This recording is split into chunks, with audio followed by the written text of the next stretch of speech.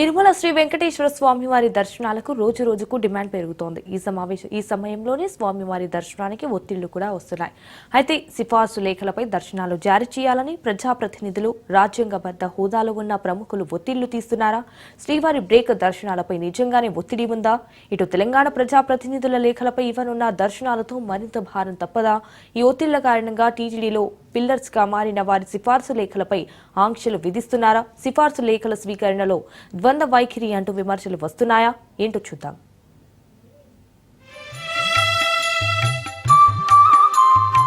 కలియుగ వైకుంఠనాథుని దర్శనార్థం నిత్యం వేల సంఖ్యలో భక్తులు తిరుమలకు చేరుకుంటారు.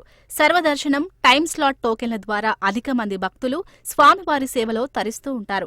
ఆన్లైన్ ఆర్జిత సేవలు నమోదు చేసుకుని కొందరు తిరుమలకు వస్తుంటారు. కళ్యాణోత్సవం, డోలోత్సవం, ఆర్జిత బ్రహ్మోత్సవం, సహస్ర దీపాలంకరణ సేవ, ఇలా పలు రకాల ఆర్జిత సేవలు ఆన్లైన్ లక్కీ డిప్ ద్వారా నిత్య సేవలో పాల్గొంటున్నారు భక్తులు. మరికొందరు ప్రత్యేక ప్రవేశ దర్శనం బుక్ చేసుకుని నేరుగా స్వామివారిని దర్శిస్తారు. శ్రీవారిని దగ్గరగా చూడాలంటే సులువైన మార్గం వీఐపీ బ్రేక్ దర్శనం మాత్రమే. స్వామివారి దివ్య మంగళ స్వరూపాన్ని క్షణాల వ్యవధిలో తనివితీరా దర్శించుకునే అవకాశం ఈ బ్రేక్ దర్శనంలోనే ఉంటుంది. ప్రజాప్రతినిధులు, రాజ్యాంగబద్ధ హోదాలో ఉన్న ప్రముఖులు, టీటీడీ ఉద్యోగులు, పోలీసులు, జ్యుడిషియల్, మీడియా సంస్థలు, విజిలెన్స్, డోనర్స్ అంటూ పలు రకాల సిఫార్సు లేఖలపై దర్శనాలు జారీ చేస్తోంది టీటీడీ.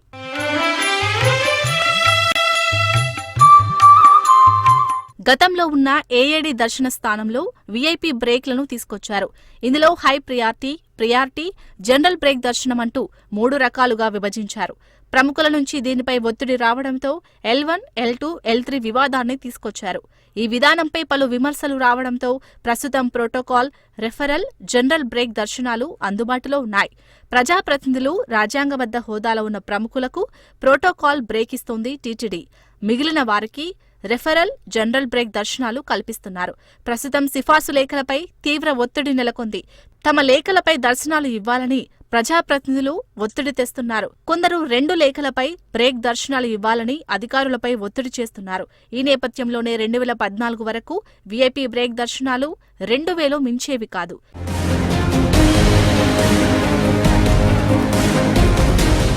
2019లో ఆ సంఖ్య 4000కు చేరుకుంది. ప్రస్తుతం 5 నుంచి 6000 బ్రేక్ దర్శన టికెట్లను టీటీడీ జారీ చేయాల్సిన పరిస్థితి నెలకొంది.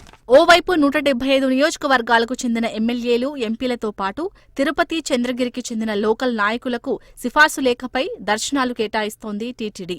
సోమవారం నుంచి గురువారం వరకు సిఫార్సు లేఖపై దర్శనాలు కేటాయిస్తున్నారు. వీరితో పాటు తాజాగా ప్రభుత్వం తీసుకున్న నిర్ణయానుసారం తెలంగాణ ప్రజాప్రతినిధుల లేఖను సైతం స్వీకరించనుంది. దీంతో టీటీడీకి మరింత ఒత్తిడి తప్పడం లేదట.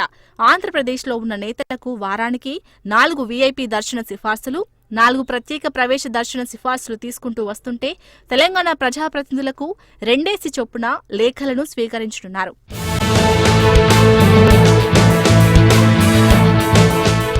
ఈ ఒత్తిళ్ల కారణంగా టీటీడీలో భాగస్వాములుగా వ్యవహరించే వారికి కొత్త ఆంక్షలు విధిస్తోంది టీటీడీ. తిరుమలలో వివిధ విభాగాల్లో పనిచేసే హెచ్ఓడీలు, ఏఈఓలు, సూపరింటెండెంట్ స్థాయి అధికారులు, విజిలెన్స్, పోలీస్ శాఖల్లో పనిచేసే అధికారులతో పాటు మీడియా లేఖపై ఆంక్షలు విధించింది. 15 రోజులకు ఒక్కసారి మాత్రమే సిఫార్సులపై బ్రేక్ దర్శనాలు జారీ చేస్తామని ఆదేశాలు జారీ చేయకున్నా లోలోపల అమలు చేస్తున్నారు.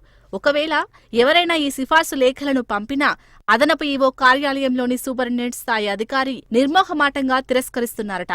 ఖచ్చితంగా తీసుకునేది లేదంటూ ఘాటుగానే సమాధానమిస్తున్నారట.